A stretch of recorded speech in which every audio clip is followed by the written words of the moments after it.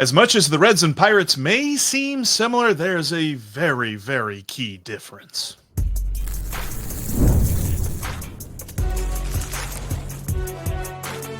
You are Locked On MLB Crossover, part of the Locked On Podcast Network. Your team every day. What's up, and welcome into a Locked On MLB crossover between Locked On Reds, myself and Steve Offenbaker, and Locked On Pirates, Ethan Smith. We are all here to talk a little NL Central trash, and we'll actually get into that a lot more later on in the show as we kind of pick our all-division team.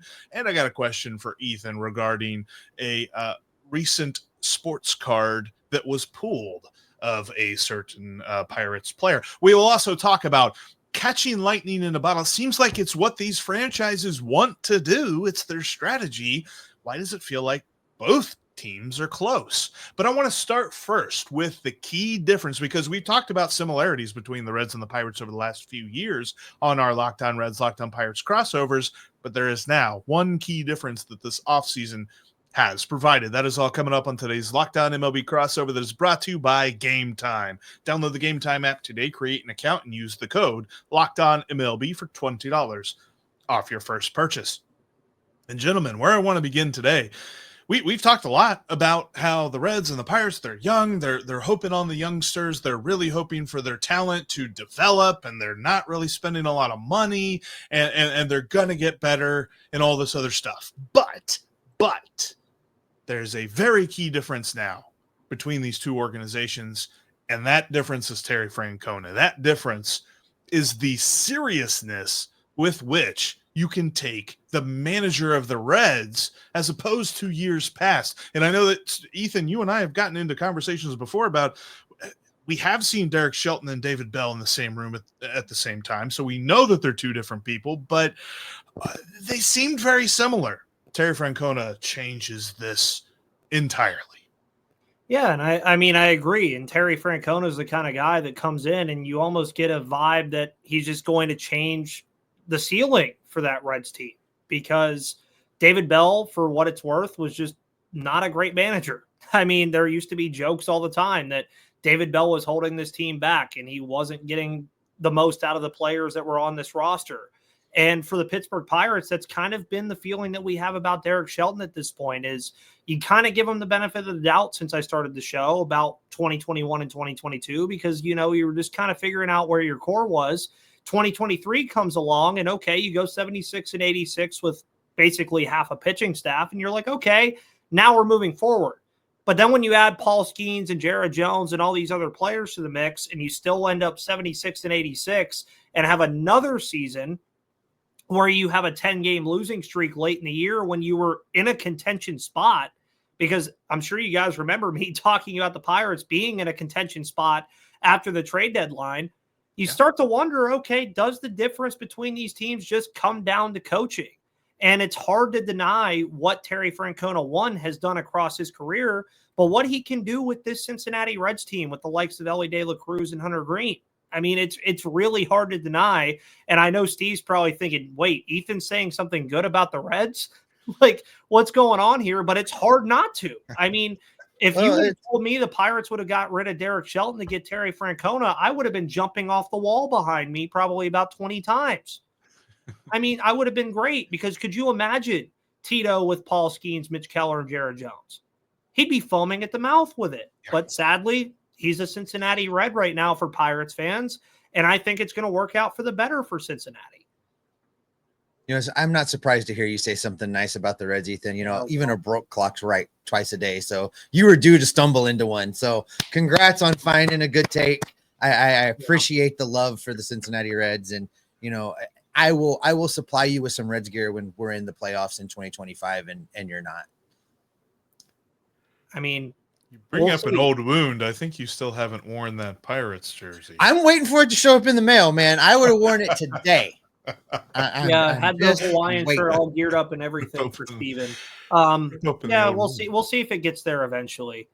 Maybe I'll just send him my Georgia Peach Bowl win over Ohio State Oh. instead. Well, Just not to- to bring college football into this, let's bring it back to what we were talking we'll stay on about. baseball. When it comes to, I find it interesting because we said early on this offseason that if Terry Francona is the best move that the Reds make, we don't know that we love this offseason. But every single person that has consistently talked about the Reds this offseason, and Buster Olney being the most recent one, has said that they love this for the Reds. They love this for the young roster. They love this for the lieutenants and the assistants and all the different guys that he's bringing in. I mean, got Mike Napoli as a unnamed coach who's basically just the czar of winning, I think is really what his title is going to end up being.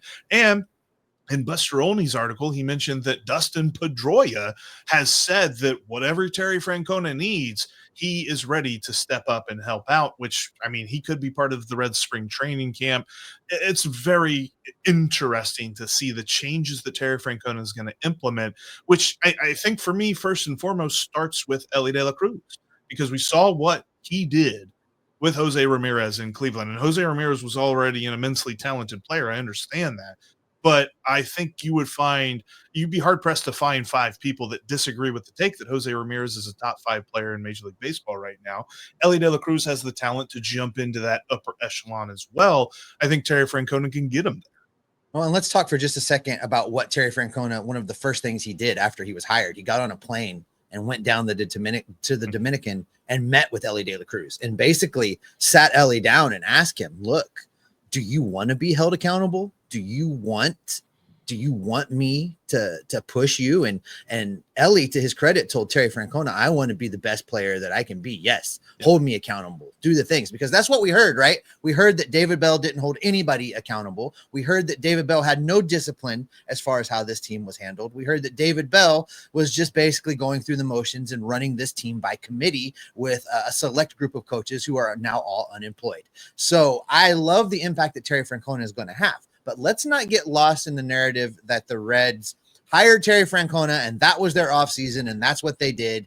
And the Reds are just hoping Francona makes them better, because they did a lot of things. They're actively working on overhauling the bullpen. They've stabilized a starting rotation that at one point last season had 0 guys pitching that were on the opening day rotation. That's how bad things got for the Reds rotation. So they've stabilized that. They went out and got Brady Singer in the Jonathan India trade. To replace what they lost with that, they went out and traded for Gavin Lux from the Dodgers, who is Jonathan India with better defense. So the Reds have done things. They're continuing to work on that bullpen. Now, they didn't address the outfield. That's the single biggest need that this team has had for 3 years now, and they didn't do it. But Jeff and I have figured out with this Reds team that how you can kind of squint and turn your head sideways and see some decent outfield play from a few of these guys. So it's easy to get lost in that Francona narrative, but they have not sat on their hands. This Reds team on paper, between what they've added and what they're getting back from injury from guys that didn't play all year or only played a handful of games last year, when you factor in all that war, when you factor in all that talent and you factor in the additions that they've made, the Reds are going to be in the hunt. And it's nice to see those national guys recognizing it early instead of trying to jump on the bandwagon with Jeff and I when things finally heat up.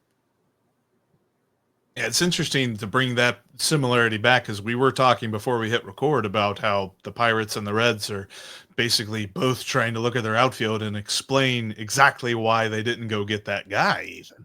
Yeah, and it's like right now you have Brian Reynolds and O'Neal Cruz, and Reynolds is even a guy that they flirted with talking about moving to first base, kind of a la Bryce Harper in Philly.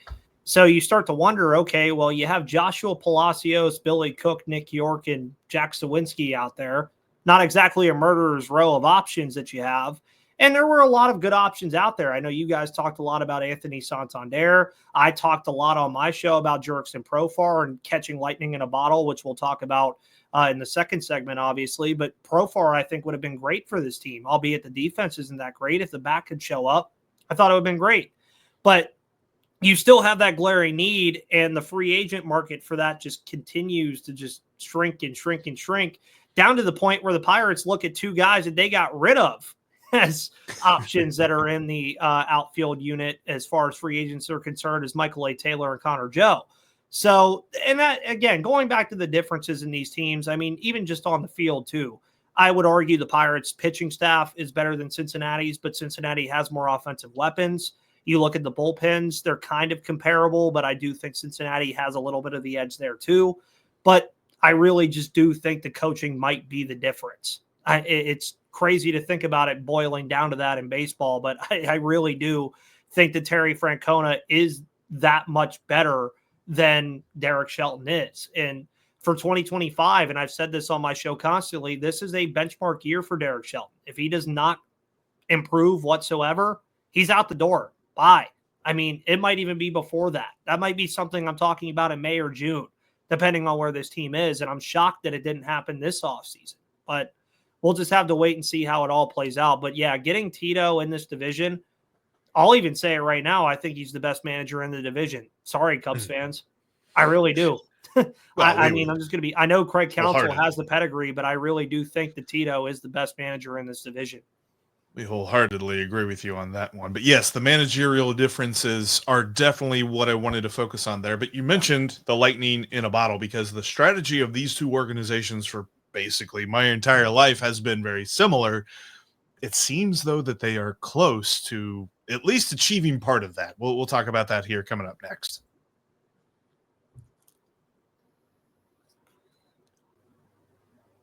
And speaking of good strategies, a good strategy for you when it comes to any sporting event, when it comes to any live event, or as baseball season comes along, is to use Gametime. Gametime is going to get you there for the best price with the last-minute deals. And they've got great setups as well. If you're going on the road, maybe you're a Pirates fan coming down to Cincinnati or a Reds fan going up to Pittsburgh, and you're not used to the stadium, they give you the view from your seat. You can see exactly what you will see. So when you buy your ticket, you got confidence in knowing that you got a good spot. Gametime's got all kind of great last-minute deals, especially when it comes to the NFL playoffs. I don't know if anybody's going out to Kansas City to root for the Buffalo Bills, but if you do, go on Gametime and check out the great deals that they've got for that game. And hey, you can use the code LOCKEDONMLB to save $20 off your first purchase. That's LOCKEDONMLB for $20 off your first purchase whenever you create your account on Gametime.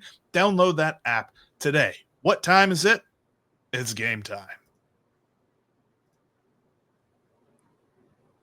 We are talking Reds and Pirates baseball here today, as we do all day, every day on Locked On Pirates and Locked On Reds here on this Locked On MLB crossover. Just talking a little bit of trash. We're happy with the managers. But I think when you look at both of these teams, for our entire lives, quite frankly, there's always been an element of their strategy that, all right, in order to win, we got to catch lightning in a bottle. Whether they've been good or not, even if you go back to 2012, and I've thought about this before because 2012 was just a seminal year for Reds fans, at least in the last 30 years, because that seemed like the best chance they had to move to advance in the postseason. A big part of that was they caught lightning in a bottle and they had 0 pitching injuries on the starting rotation. That hasn't happened ever. I don't expect it to ever happen again. But that's not exactly what they have to rely on now. What they have to rely on now is a number of guys. And I saw a good friend of the Locked On Reds podcast, our friend Ken Huber over at Obscura X Reds, laid out 5 different guys who all had horrible 2024s. And can we expect them to be better in 2025? And it didn't really seem like you had to squint that hard to see that. So all of these guys kind of getting better is what we're looking at for the Reds. When you look at the Pirates, what is their lightning in the bottle? Because it does feel like they struggled with run production, but like, is it pitching health and stuff like that? Yeah, well, the starting pitching staff is clearly the strength. I mean, you look at Paul Skeens and Jared Jones and Mitch Keller, even a Bailey Falter at some point. And then that 5th starting spot is going to be a big talking point in spring, which I'll be talking about on my show probably a lot in February and going into March, about who could win that 5th starting spot. But you look at the blown saves category. That's the category I want to focus on here, because David Bednar and Colin Holderman were elite before 2024. And the bullpen, for what it was worth, was a good unit in 2023. It was a large reason why the Pirates took that step from 62 wins to 76 wins and made people like me, and even Jeff for that matter, kind of believe in the Pirates a little bit in 2024. But then They make the trade deadline moves and go into that West Coast trip. And it felt like I was watching the same game on rewind where the offense would give them the production, unlike they usually would. The starting pitcher would give them 6 or 7 innings, but then the bullpen would just throw it away. And I added this on my show yesterday or on Thursday that if you just take a quarter of those blown saves away, the Pirates are an 80-win team. And I think we feel a lot different with 4 more wins. That's all you feel with that. So I look at David Bednar and Colin Holderman in that back end of the bullpen and kind of say, look, if you guys can just do your job at the back end of games with the starting pitching staff, you still might not even need the offense to really score that much. Now, obviously, you would like the offense to score more, but if they can give you 4 or 5 runs a game with this starting pitching staff that you have, adding that, like what you said earlier, as long as they stay healthy, I think you walk out of it feeling pretty good day in and day out, especially if your bullpen can get back to form. Yeah, and that's where I feel like, Steve, the rumors about the Reds being linked to Carlos Estevez and not like a big name outfielder in some other capacity aren't such a bad thing. Like, I feel like the Reds improving the bullpen is almost just as important as improving the outfield.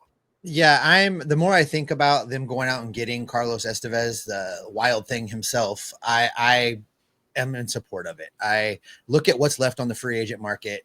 Grichuk is really the only outfielder that's left out there that's kind of in my radar as far as a free agent goes. I still would be okay with a prospects trade for Taylor Ward from the Angels, but beyond that, I think they're going to roll with the outfield they've got largely and supplement it with additions of Gavin Lux and the return of Matt McClain. So that being said, strengthen that bullpen because that after outfield is the next glaring weak spot. And if they can upgrade the bullpen, they've stabilized the rotation. Well, now you're in the games. And looking at their schedule heading into 2025, the Reds catching lightning in a bottle, coming out hot. I don't know if that's going to be a thing. I will accept coming out lukewarm because they open the season at home against the Giants. They immediately welcome in the Texas Rangers, who are going to be no slouch. They're going to give them a fight. And then they've got 4 in Milwaukee. So it's not a cakewalk to start the season. And then they play 4 in Milwaukee and get a West Coast road trip on April 7th. So it's going to be a tough start. Then they get through that little gauntlet and they get to come home and play the Pirates. And that's when they have an opportunity to really heat up, I think. If they can come through those first 3 weeks of the season and be 500 and then they catch the Pirates, it's going to be, I think, a fun start. But I don't think it's going to be a 1990 wire-to-wire Reds kind of a start. They're not going to come out of the gate with their new manager. Remember, that's how 1990 was set up, right? They got a new manager. Things were changing in town. Lou Piniella comes in, and they came out and talk about catching lightning in a bottle. As the song says, they were the Reds red hot, right? That's not going to be the case, I don't think, in 2025. The Reds are going to be scrappy. They're going to have to kind of build into it. And I think when we get to the finish line, the Reds are going to be fine. But I'm not looking for a 9-0 start out of the gate. I don't know about 9-0, but I do disagree a little bit. I feel like Terry Francona is going to have them ready for a pretty good start. 500 or above, to me, doesn't seem that much of a stretch. And I get it, their schedule isn't that great, but I feel like Terry Francona being the difference here. Like, David Bell never started well ever in any season that even the good seasons that David Bell had, those seasons still began a little bit lethargically. So I kind of think Terry Francona is going to have this team ready to go out of the gate. He's already said things like he wants starting pitchers to be stretched out to 100 pitches before the end of spring training. The starting pitching staff is going to be ready to go from the get-go. It's just going to be, how does the lineup and how do the gloves start out this season? And I think that most Reds fans would agree. The best dude in the lineup is Elly De La Cruz, but the most important guy in the lineup to basically bridge the gap and bring everything together in the lineup is Matt McClain. How healthy is he? What's he going to be like? Is he going to be like his rookie season, or is there going to be like a lesser version of him that we're just going to have to get used to and the Reds are going to have to get used to? I think that is going to go a long way to getting the lightning in the bottle, to getting the start of the season going, and really getting the Reds ultimately to where they want to go throughout the rest of the season. What's the Pirates version of that? Because I think you would say that O'Neal Cruz is probably the biggest producer in the Pirates lineup, but who's the linchpin to the Pirates lineup? Yeah, well, you look at Brian Reynolds and O'Neal Cruz, and a lot like Matt McClain. I mean, you look at a guy like Brian Hayes, who's dealt with a lot of injuries throughout his career already. What kind of health do you get from him? You then point at Spencer Horwitz, who's been the biggest offseason acquisition they've made, and they've went out and said, okay, you're going to be the guy at first base. What can he do? And Steve brought up your guys' schedule. Ours is very, very different. I mean, we open up in Miami again for the second straight year. We stay in Florida and play Tampa. Then we play the Yankees and the Cardinals at home before we head to Cincinnati. So you look at that and you say, okay, the starting pitching staff, if it can get hot out of the gate, like they have the last two seasons, the Pirates can have a pretty good start again. And as Steven always likes to say, we can hang the April champions banner again. That's right.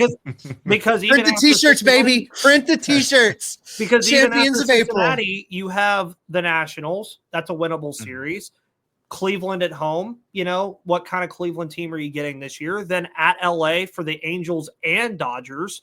And then you finish off the month with the Cubs. So I think the Pirates could easily get off to a hot start with the starting pitching staff because they do have the one up on a lot of those teams that I just mentioned as far as pitching goes. It goes back to the bullpen as well, but the offense is going to have to produce runs. I agree with what you said about O'Neal Cruz, though. I do think Cruz is arguably the most important guy because he gives you the most. Yeah, you have Brian Reynolds, but you know what you're getting from him at this point.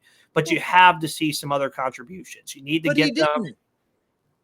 But he didn't give you the most. I'm looking at it right now.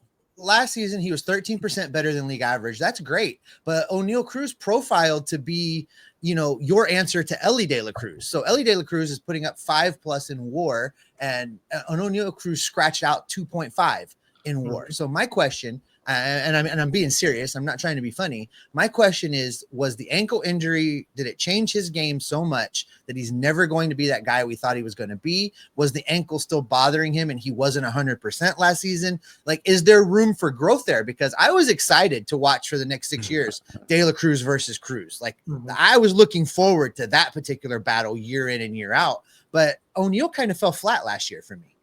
Well, and I would add too, Steve, that the O'Neal Cruz narrative was kind of, he's just going to come out and just be a bombshell. Last year was his first full season that he played at an MLB level. I mean, 2023 was supposed to be that year, but then, of course, he broke his leg sliding into home plate, which he's since learned from, because if you ever watch him slide into home plate anymore, he slides head first almost every single time because he tries to avoid that. So I almost treat 2025 as his sophomore campaign now.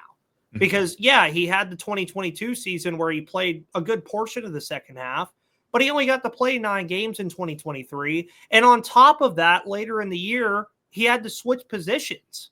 So he had that on top of everything else as well after a week prior being told that he was going to be the future at shortstop.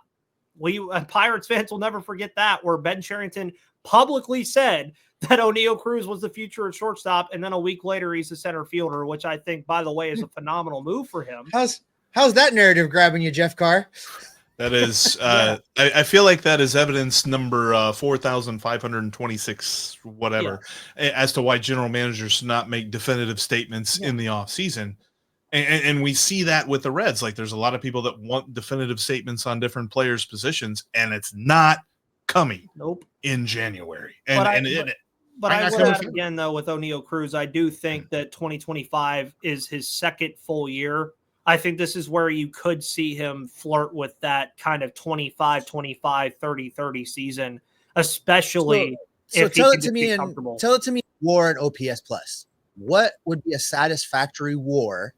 What would be a satisfactory OPS plus for you from O'Neal Cruz in 2025? I think if he can increase it close to 2 as far as the WAR is concerned. So if he can get to a 2.5. So he was at 2.5 last season. Yeah. So you want to see him around 3? Yeah, but I'm saying like a 1, like a plus 1. So 3.5 to 4, I think would be adequate enough for me, because I do think the defensive WAR will come down or come up, obviously, because he won't have that error ridden at shortstop at this point. And then obviously the offense, I think, will just come naturally. And I do think that he's fully cemented himself as the number 3 in this order, no matter what. I do think it's just going to go whoever's lead off, Reynolds and Cruz. So I do think he's eventually going to get comfortable in that role as well. So I think you could see that OPS plus going up to 125, 130, whereas he was 13% better than league average. 120 to 125 range as far as OPS plus, and the WAR's around a 3 to 3.5, maybe even a 4, I think you walk out of it feeling pretty happy. Now, if it's below that, I'm not going to hit the panic button. But now if it's below a 2, or like if we're like below 2, then yeah, then I think we start worrying a little bit. But as far as that goes, yeah, I mean, I think O'Neal Cruz, like you said, fun to watch. One of the more important players in that lineup, considering they just have no lefty power really outside of him at all. So all that load is pretty much on him right now. He's immensely talented. He's just not had the injury luck that you would hope for him. But I know this. There's definitely a lot of talent in this division. We're going to give you the all-division team for the NL Central this year. And there's also an interesting question that I have about a current Pirates player and his baseball card. That's coming up next.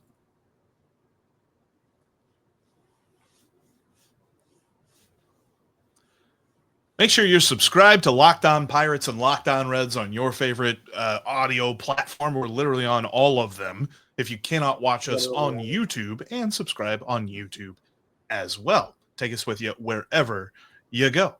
And I wanted to close out today's show with a couple of different things here, guys. The first thing that I wanted to do is just a quick discussion. Best players in the division. I feel like it's changed a lot, obviously. I mean, Cody Bellinger's gone. Now you got Kyle Tucker in there. He's going to make his way onto this team for sure. You've got Shota Imanaga really proving that he deserves a nod into a pitching staff that definitely includes Paul Skeens and Hunter Green. But how does this shake out? Because I feel like there are a couple of players from each of our teams, but I think it's mostly Cubs and some Brewers, and maybe, is there any Cardinals on this team? There might be like one. Maybe maybe not one. Well, so, no, I'd say the closer, Helsley. Helsley, oh yeah, he's easily the best closer in the division. Just pitching, or are we talking about like all the way around? All the way around, I think. All the way around. Yeah. I mean, you know, I guess there's an argument to be made if Wilson Contreras continues to hit it at 36% better than league average from the catcher position, then he's not better than but is William Contreras better? He's not even close to his brother right now, though. Yeah. Not even Wilson. Close. Sorry. Yes. But yeah, you have William in Milwaukee and Wilson. Right. And Wilson. I'm talking about Wilson in St. Louis. Sorry. If he's, he had his OPS plus last season was 136. So I think you would have to have at least a conversation centering around him. And really, I don't know how they're coaching catchers down in St. Louis. But once they got rid of the throat slasher, they're actually getting some really good catcher play down there. Not only did Contreras put up 136, but Herrera playing behind him was 1.7 in WAR with a 124 OPS plus. So the only other Cardinal I think outside of Helsley that I could make a strong argument for, and I know that obviously Ellie's playing shortstop, is Mason Wynn. Like Mason Wynn to me is like the only other guy, like if he takes that next step forward. But then again, you're also asking that step forward to be better than Ellie De La Cruz. The question, though, that I know I wanted to ask you guys and surprise you with now that we're doing this all NL Central thing beforehand, who is the best first baseman in this division? Now that like a lot of these guys are kind of gone, you look around this division and the first base position in this division is just dire. The two easy like fallback answers are gone now. It's not Joey and it's not Paul Goldschmidt. Nope. And that's where I looked at that as I said, man, sadly, you can make an argument for Spencer Horwitz being the best first baseman in this division right now. Yeah, because Milwaukee struggled at first base. The Reds struggled at first base. Hoskins, but are you really naming Hoskins as your best first baseman? Yeah, because he DHs mostly. Yeah. And that's where I wanted to bring that up as kind of a surprise because I see Steve's face kind of working here. It's like, is it posthumously Rowdy Tellez? I mean, I know he's not in the division anymore, but that's what you think about is it's like the first base position in this division is just not good. Yeah, it's not pretty, guys. I'm flipping through the teams right now. And if you're going to exclude Hoskins because of the DH thing, then yeah. Who is Milwaukee's first baseman if he DHs? The pause speaks volumes. Can't tell you. It's like Gary Sanchez played some first base for them last year. Hoskins played some third base for them This last went year. from the all NL Central team to, oh my God, the first base position. Jake Bowers played some in a negative 0.4 WAR. Jake Bowers, 116 games, played some. Jake Bowers, former first Red. base. But I am interested too, for both of you guys, what would be your top 5 regardless of position in this division in no order right now? No. Like Ellie, regardless top of 5. pitcher or position, like in the division, like no order whatsoever. It doesn't have to be in order. Just like the top 5 best players in this division. Well, Ellie and Skeens for sure. Tucker. Kyle Tucker. Is Churio? I would put Churio in there. You would put him in the top 5 right now. I would put Jackson Churio in the top 5. I think he starts in the outfield. Like I think the outfield's I'll be probably honest, Tucker. you mentioned him earlier. I'll throw Helsley in the top 5 because I think he's that valuable. I wonder if they trade him now that we talk about him. Like, Yeah. because when it comes to the Cardinals, they are just so in over their heads, and there's no reason for a 90-loss team to have a lockdown closer. Like he could get them. I truly do agree with you, though, that Ellie and Skeens are definitely in there somewhere. But after that, there's a lot of different arguments. Like you have Kyle Tucker. You could have even Brian Reynolds if you want to. You have obviously a William Contreras could be in that conversation if you want to throw him in there. I'd even throw Hunter Green in that conversation. Yeah. I mean, Hunter deserves a nod. It's But interesting it's too, tough. because how do you value careers versus current production versus, if they're healthy, they can be crazy, but how healthy do you expect them to be? Because if we assume health, Matt McClain deserves to be in the conversation. Yep. So does Key Brian Hayes, I think. But I also think and this is something I've said to my audience a lot, is they make fun of me for saying that this division is wide open again. Oh, it's totally. If we're struggling to name the top 5 players in this division, this should tell you a lot. Like I feel like the mean, Cubs have a good. This isn't the NL West where you go point at the Dodgers and say, well, they have Mookie Betts, Freddie Freeman, Shohei Ohtani, Roki Sasaki. They are the all NL. They are the all NL West team. team. Yeah, But like they the might NL be the all Central, National League team. You could even make an argument that Mitch Keller has a case, at least in the first half of seasons. I mean, you can make an argument for Freddie Peralta if you really want to. Here's a little side trip, Jeff. I'm going to hijack the segment. And Christian Yelich, for Steven's best player. Oh, 150 OPS plus. I never throw him another pitch. I'm telling you, the very first pitch of 2025 goes in his rib cage, and then he gets to see the 4-finger walk sign the rest of the season. No, Jeff, we're doing it because he has it coming. I don't has advocate it coming. But not coming. pitching to him. I'm fine with that. He has it coming. No, listen, I want to ask you this. Just because the Los Angeles deferrals have signed so many people. Will everybody's favorite commissioner, Manfred Hates Baseball, allow 8 LA Dodgers to start the All-Star game for the National League in 2025? Because they're going to carry the vote. They're going to lead the voting on all the positions. All of the Japanese fans are going to vote online, and they're going to vote for the Dodgers. Yeah. Who are those 8 players? Doesn't matter. It's going to be 8 guys in a Dodger uniform. I'm telling you, if they go by fan vote, they're going to carry at least 6. I'll throw an important wrench in that, Steven. Remember where the All-Star game is this year. It's in Atlanta. I will add that the Braves have a very avid fan base that would vote Acuna and Harris. Sure, but they're going to be competing with the Dodgers fan base and a country, and the country of Japan. That is true. As long as Paul Skeens is a starter again, I don't care. I mean, if you ask people that tune into my show that aren't Pirates fans, he's already all right. Over under 6 Dodgers starting the All-Star. You do 6.5 because you don't want to push. Okay, 6.5. Easy. 7. If you're counting pitchers, starting. Oh, starting. Under. Starting. I think 6 Dodgers start. Okay, I think I'm taking the over. I think it'll be 7. I don't think they get a pitcher. I don't think they get a pitcher, and I don't think.